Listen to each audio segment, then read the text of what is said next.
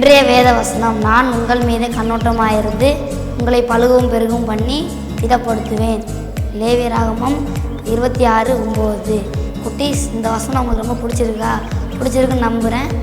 வாங்க ப்ரேயர் பண்ணுவோம். அன்புள்ள ஏசப்பா, இந்த வேலைக்காக நன்றி ஏசப்பா. ஏசப்பா, இந்த வேலையிலும் எங்களுக்கு பாதுகாத்து கொண்டிருக்கீங்க. நன்றி ஏசப்பா. ஏசப்பா, இந்த எங்களுக்கு கொடுத்த இந்த வாக்குத்தத்தத்தின்படி நடத்துங்க ஏசப்பா. ஏசப்பா, பழுகி பெறும்னு சொல்லியிருக்கீங்க ஏசப்பா. அதே மாதிரி ஏசப்பா, பழுகி பெருக நீங்கள் கிருபை பண்ணுங்க ஏசப்பா. ஏசப்பா, நீங்கள் தயவு பண்ணுங்க ஏசப்பா.